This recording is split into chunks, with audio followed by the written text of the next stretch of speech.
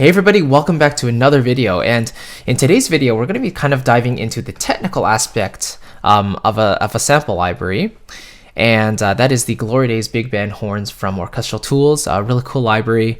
And in case you didn't know, I'm currently working on kind of a Christmas medley to be performed by a real big band, but at the moment I'm also working on kind of a mock-up version using the Glory Days library to do that. So you can see here, I have all my basic instruments set up, so the trumpets, trombones, and saxes. And so kind of what I wanted to discuss was the use of key switches, especially in a style like this, big band and jazz in general. The horn players just have so many, articulations and things they can do with their instrument that it's fully, it's not fully possible to capture every single possible articulation under the sun. In a library like this, even though, they did a very good job capturing, a lot of the essentials. But this is not a review of the library. I already made one on the channel. This video is mainly more about the importance of using key switches. So the way I approach doing this, actually, I should mention, is that I had the arrangement laid out. I wrote out the sheet music already. Then I played each of the parts in individually. Of course, for some of them, if they're playing like unison or if they're harmonized with the exact same rhythm, then I just copied and pasted the MIDI information down into those tracks. So I kind of wanted to go into this section right here where the saxes are playing a melody. And I basically played them all in using the legato patches. So all of the instruments in this library come with legato patches. So I want to show you what it sounds like just with legato, and then we'll see what we can do. So I'm going to start just before that. We're going to zoom in a little bit here to this section right here, and then we'll try some stuff out. So here we go.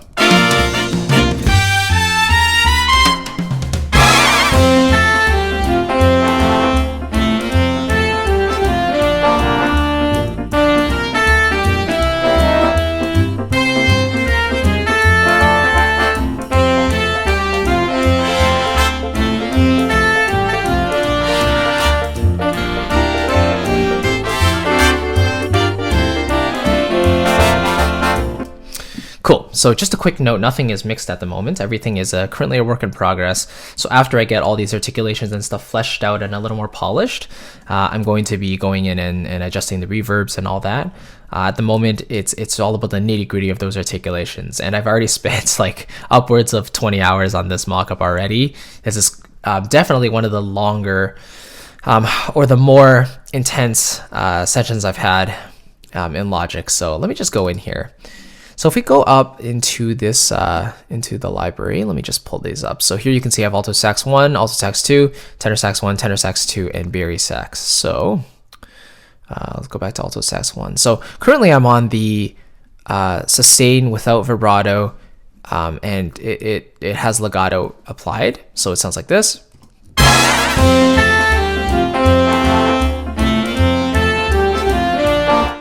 Now you'll see here, all the notes are overlapping, so this activates some legato, activates the legato, right? So what I want to do actually is I would like to be able to go through and input one key switch for, down here and have it apply to all the tracks. However, I didn't think, that wasn't possible for me. So I actually had to go in and put a key switch each time for every individual track. So what I'll do is, instead of having them all being legato, what I'm thinking is I'll actually make them more of a marcato type of thing, because I kind of want a little pulse on each of those notes, like da da da da da kind of thing. Da da da da da. I don't want kind of this sucking effect of legato being too slow. That was not too bad from the C to the A. I don't really mind that. But you hear the A to the G is kind of soft, you don't get very much going on. So let's try this first. Instead of activating a legato transition, why don't we actually try pulling back a little bit?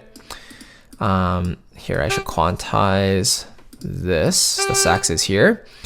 And I think what I have here is the top 4 saxes playing this upper one, and then the bari sax playing the bottom. So let's pull back this here. So now what I should hear is a little bit more of an attack for this sustain here, Whereas if I had the legato, or if I had these MIDI notes dragged over to connect to the next note, then it would activate a legato transition, which means it's more of a glide rather than an attack. So let's just see if that works. I kind of like that. I think that actually really worked in that case. Now, for some reason, I have this really long, note there, and I've shortened the rest of them. But let me just quantize that really quickly. There we go. Sorry, this is a pretty heavy library, so it's going to happen. Now, just a quick note about quantizing, actually. So in basic orchestral music, especially like cinematic composition, that type of thing, we generally don't want to quantize too much because we want to maintain the natural feel of the orchestra and have, the human element of players playing in different ways and all that, right? However, in a big band, even though they're all players playing, all live players, and they're all playing different instruments, they're all different musicians, big bands are basically prided upon being able to play together very precisely and together as a unit. So I actually, for most of this, I actually quantized it 100%. And that creates a very, I don't want to say choral sound, but it has a very like 2D, very together sound.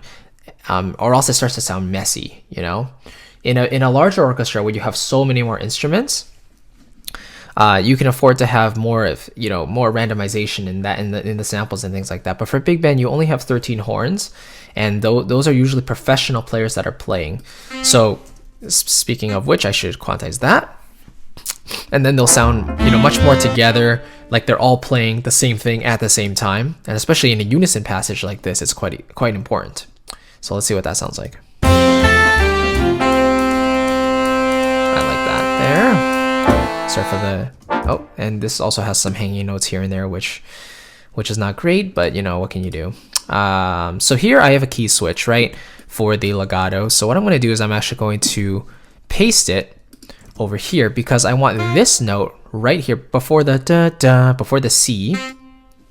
I want this to be kind of a short note. So I'm going to go with a staccato, which is right next to the legato right there, the sustain. So I'm going to drag the key switch up just a touch to the next one, and you can see it goes to staccato, right? So let's see what happens if we actually copy this key switch and copy it down for the rest of them. Now for the Barry sax, I actually have to drag this all the way up because the range of the key switches is slightly different. And I think I already got it. Yep, there we go. Okay, let's see what that sounds like. Ooh. Okay, so what I forgot to do is reapply the legato or the sustain key switch right afterwards to draw out this note. So I'm going to quickly do that. Because I don't want both of those notes to be staccato, I want them both to have different articulations. So let's just do that. Okay, the general articulation I believe is correct. So now what I want to do is, because they're jumping out a little bit right now, the staccatos are a little bit abrupt, I need to turn down the velocity. So in orchestral tools libraries, these short notes are typically mapped by velocity. So let's try that.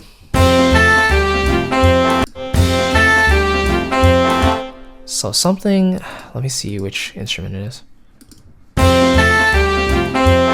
Solo, maybe alto 1, see if that's there's a bit of a smearing effect there. It might be this one right here. I think it's because the sustain is too long, so when the staccato comes in, you kind of get this blur. I think that's better. Let's see what it sounds like.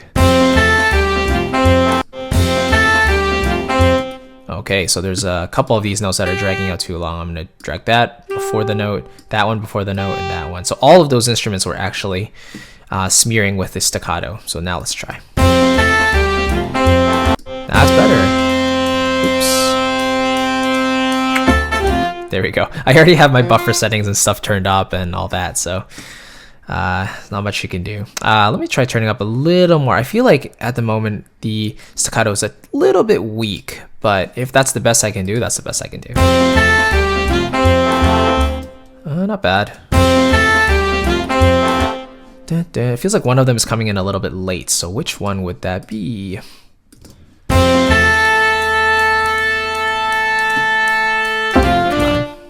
There we go. Let's try that again. You know what I can do maybe is drag them all back just a touch. Let's see if that works.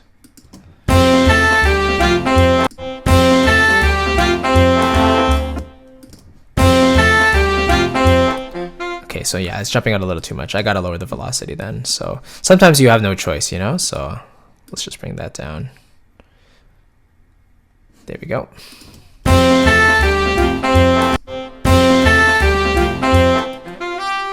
Maybe sliding it before isn't really working. Not bad, not bad. A little more.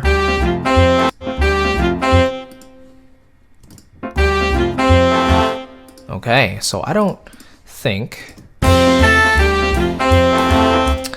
feel that staccato could be a little bit stronger, but I don't want to affect all of them. I just want to maybe bring up a couple of them. So maybe let's try the alto sax. Let's bring that up a little stronger.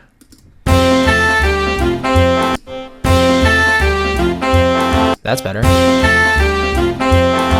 You can hear that difference there. That staccato is making it a lot more bouncy. So there we go. That's the first phrase. So compared to before where they were all legato, basically, and all the MIDI notes were overlapping, now we've kind of shortened them to get, or shortened some of them to get this harder attack on some of these notes. It's more of a jazz style in that way, especially when it's up-tempo swing. The legato is not as slow. So to simulate that, I kind of brought these back a little bit so they don't overlap and I get this attack. And then for the penultimate note before this sustained note, I just put a staccato instead of a legato because I want this da-da, da-da, this syncopated type of feel for everyone, you know? So here again, I have a feeling that I want this C to be a little bit more attacked. So let's try dragging that, and let's try not overlapping these notes. Let's drag that back a bit. Oops, there we go. Do-do-do, do-do-do. Maybe let's put in that staccato key switch. So let's see if, let it load. There we go. Right there. And let's put that in.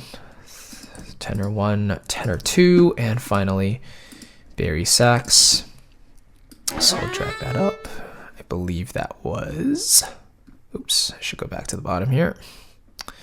Barry sax, staccato. Then I gotta remember to apply or reapply the legato after that, or the sustain, I should say. There we go. So this one will go right underneath. So the key switches are pretty intuitively laid out in this library, actually, which is awesome. There we go. Okay.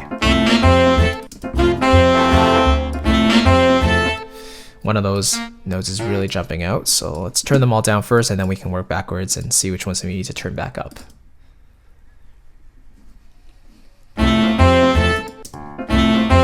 And again, you get this bit of a smearing effect because they're overlapping.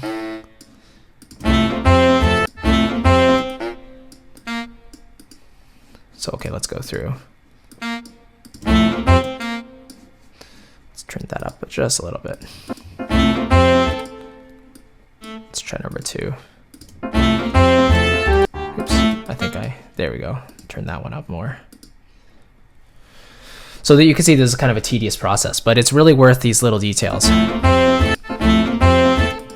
Let's do the third one. I feel it's a little do-do-do. Not bad.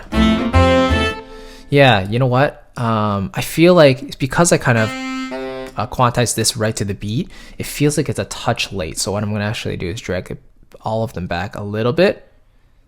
So let's say about that much. And then that means I have to shorten these like that. There we go. Oh, okay. That's the key switch there. Gotcha. There we go. Yeah. Good. Now, just a little. So I'm going to speed up a little bit. Some little quick fixes. I'm going to drag all of these back a little bit. Let's see, maybe I can actually bring them forward a touch like that. A little more of an attack.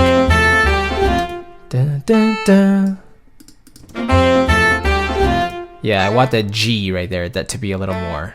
So. Come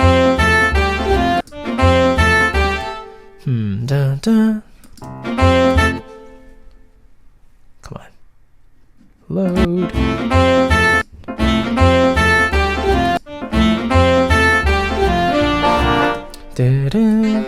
Well, let's see. Maybe I should make this one legato. See, legato's a little too slow there. Maybe it's better if I go in and actually change it to fast legato transitions.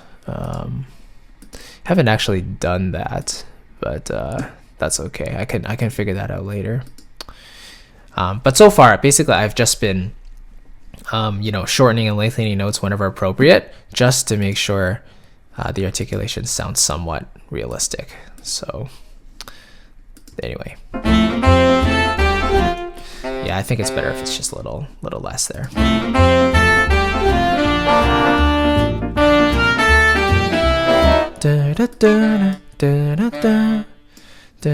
So now this B flat, I definitely think it should be a staccato articulation there. So I'm going to go through and do that really quickly. Just going to finish this phrase here and then wrap this up. So I think that was that one, that one, that one, this one, and this one I got to bring up. Oops. Oh, come on. There we go. Staccato, good. And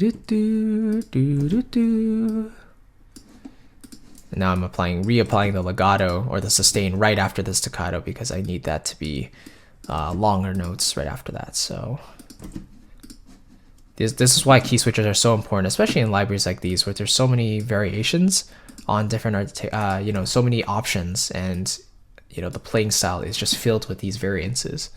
So we just need that difference.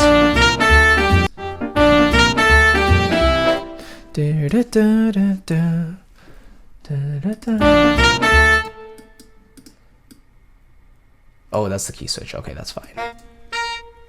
Okay, so let's lower the velocity a touch here. Let's see what we get. A little higher. I overdid that one there.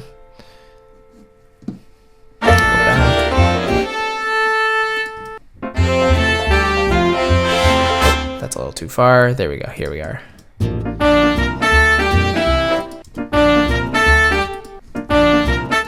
Let's try a little more.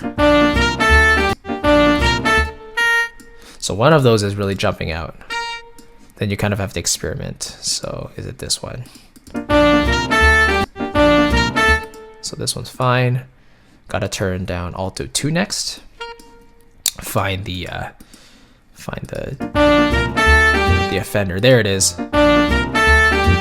Sounds a lot better, and now I can line these up a little more.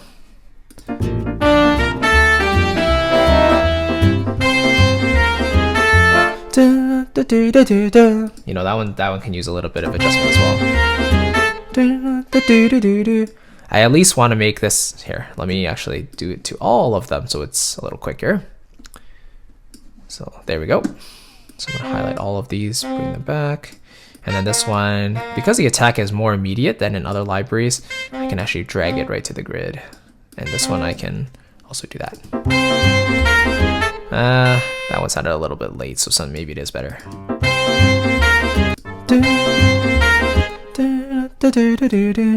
Yeah, I think it really needs that staccato again. So it's worth it, it's worth the time, but you can see how this timing adds up. So here, let me just quickly do that. And then this one, I'll just copy that one. There we go.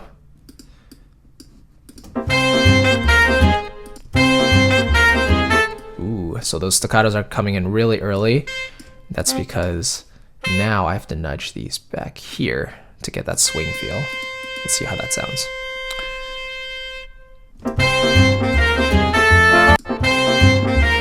And now, of course, the key switches are not lined up. So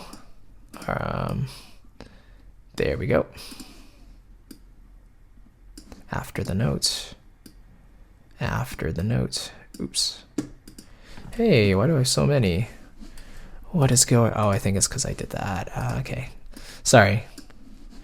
You're probably like, what is he talking about? So let's just delete that. There we go. So clearly I pasted them all in for all the tracks way too many times. So there we go.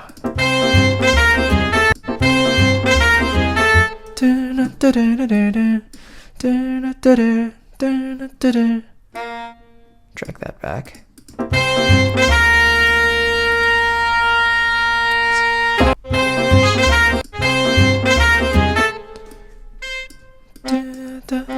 So maybe it needs to be brought back a little bit.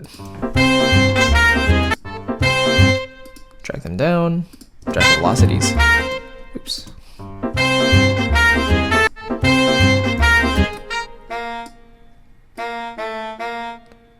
Let's bring them back a little more. So these fine little adjustments will make all the difference. Maybe there. That's a little better. Now I think I can actually slur this to this.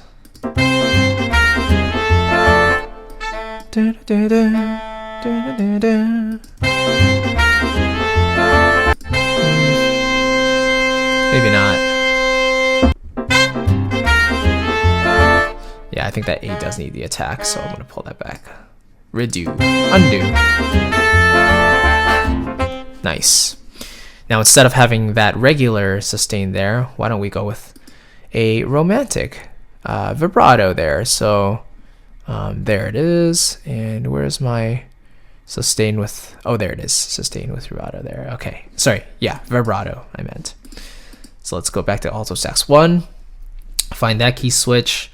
Do, do, do, do, do, do. And I want that bit of shake there, a little bit of a wah warble.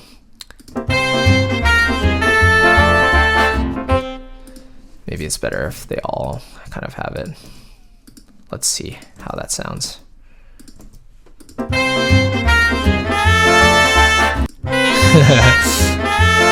Okay, that's happening because I don't have all of these key switches set to the same effect. So this one's, yeah, these are bends here. So let me change that to the sustain romantic vibrato. And this one as well. There we go.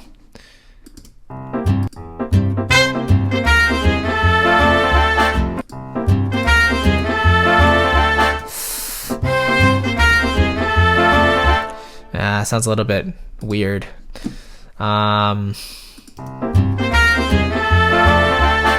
Yeah, at least, you know, one of those notes needs that attack. So you know what, I'm gonna maybe take out, let's try taking out the tenors first. There.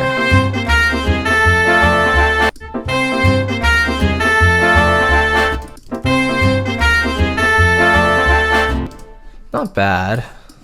Let's take out alto 2. Come on.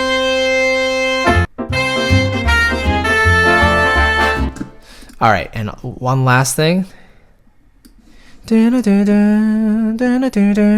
kind of want them all to have this kind of pitch bend up to that note.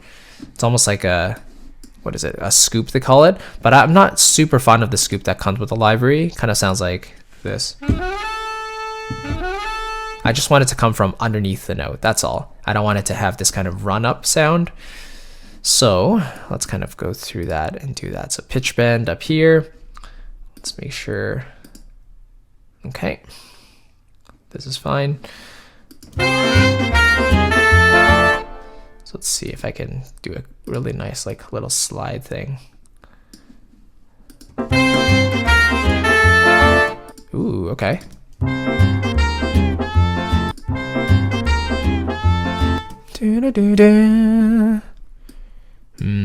Maybe I should actually just leave this one alone. Yeah, something like that.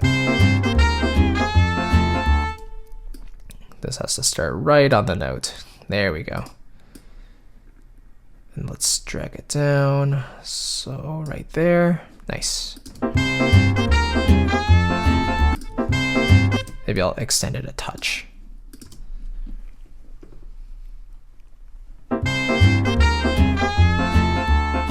Let's see how it sounds in context. Maybe I'll do the same with alto 2. So let's quickly do that here. This is -1, bring it back to 0. Okay, here we go. So right there, then I'm going to start the pitch bend right after, or right as the note starts, basically. So right there. Oh, rainbow circle of death. Why art thou alive? Okay, let's bring that up somewhere there, back to 0. Nice. See, that sounds kind of realistic, I think. I like that.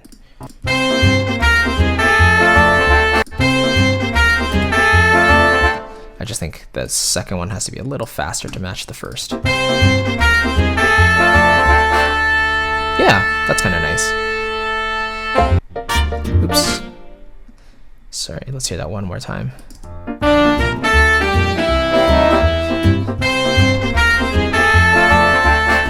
Okay, so that is the first phrase. I'm somewhat happy with that. I'll probably go back and tweak it a little more, but after half an hour of work and a lot of computer resources being used up, you can kind of see what the process is to apply those key switches to get a somewhat realistic performance. You know, this is not going to really compare to a real life performance. You know, those performers can definitely put a lot more of their own flavor into it, whereas the possibilities are a lot less with a sample library. However, I think this library does a pretty good job of what it claims to do. So let's just have one more listen to the phrase.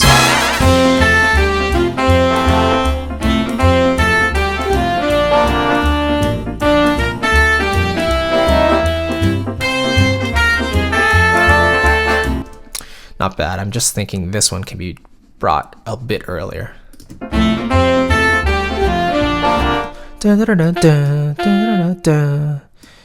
I think, let me just, there we go. And not sure I want those to slur.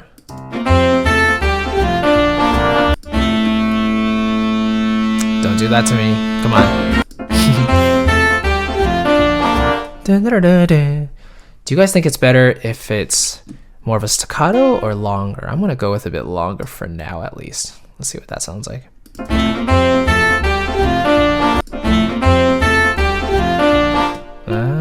Let's try a bit shorter. Just lower this one a bit.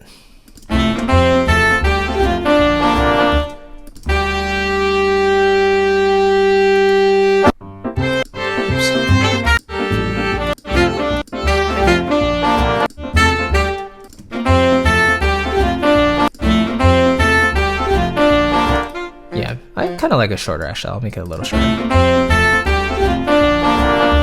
Nice. Okay.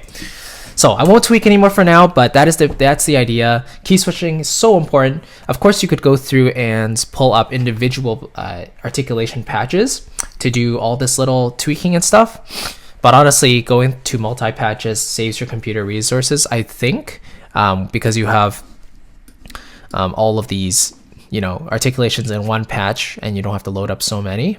You can see here I've also have an instance of Screaming Trumpet loaded up as well, just to give it that extra bit of icing on the cake, and I have that on the very top just in case I need to just have that lead come out a little more.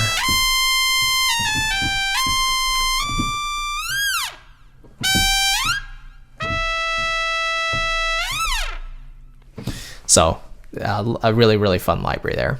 Anyway, I did a review on it last year, so feel free to check that out if you're interested in it. And yeah, that's basically it. So for this library, I'm using primarily Glory Days, Screaming Trumpet a little bit, and then I also have some drums and bass and stuff, piano, guitar from the swing stuff in Project Sam. So A lot of fun. I'm probably going to do a deconstruction of the whole thing a little bit later, probably in the new year.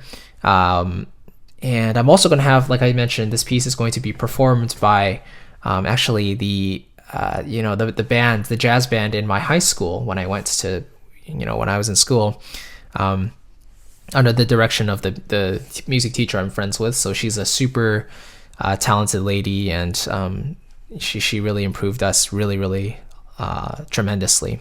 But in any case, thank you so much for watching. I really appreciate it, and stay tuned for that. I'm really excited to show you the final product. Again, this is unmixed, so it sounds really rough and all that, but thanks for sticking around. I really appreciate it. Just remember to download that free guide, 10 steps to a clear orchestral sound, if you're an orchestral producer, or you're just dabbling in this type of music. Feel free to check that out. It's completely free. Just download it. Hopefully it helps you apply some stuff right away into your music, to get a really nice and pristine sound in your orchestral productions. So thank you so much for watching. I really appreciate it. I will see you in the next video. Have a good day, guys. Bye-bye.